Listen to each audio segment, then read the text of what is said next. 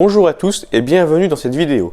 Je suis Paul d'Entraide Imprimante 3D, la plus grande communauté autour de l'impression 3D en France. Aujourd'hui, je vais vous parler de la toute nouvelle Sunlu Filadryer S2.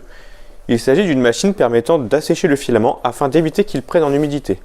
Il faut savoir qu'un PLA par exemple, lorsqu'il prend de l'humidité, devient très compliqué à imprimer à cause des bulles d'air qui se forment et devient aussi très cassant.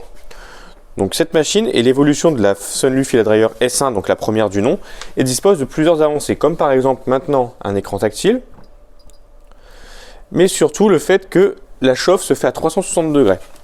Donc pour sécher le filament, il y a ici un capteur d'humidité qui va pouvoir capter l'humidité interne à la boîte, et deux panneaux chauffants, en haut et en bas, permettant de chauffer en haut et en bas de la bobine. Il supporte également plusieurs matériaux différents comme le PLA, l'ABS, le polycarbonate ou encore le TPU. Et on peut régler le temps pendant lequel le filament va sécher. Donc l'utilisation se fait très simplement. On prend une bobine, donc c'est compatible avec toutes les bobines parce qu'il y a un petit chariot ici sur roulette, sur roulement à billes, donc qui permet de faire tourner la bobine et de la dérouler sans friction. Donc la bobine se met, hop, on voit très bien qu'elle tourne vraiment bien. Et après il faut tout simplement passer le filament dans le petit trou prévu à cet effet. Hop, on referme et maintenant on peut charger sans problème dans l'imprimante le filament. Donc ensuite, pour démarrer le séchage, on choisit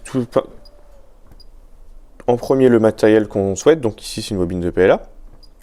Donc il nous conseille de le faire sécher à 50, de le mettre à 54 degrés. Donc ici on voit qu'actuellement à l'intérieur il est à 29 degrés avec un taux d'humidité de 51%. Hop. Et voilà. Maintenant là la bobine va commencer à sécher, donc on voit que la température va augmenter et l'humidité va diminuer. Alors nous voyons ici que la température augmente et l'humidité diminue donc au cours du temps. Donc là c'est une petite vidéo qui a été réalisée sur une demi-heure. Donc là c'est en accéléré bien entendu.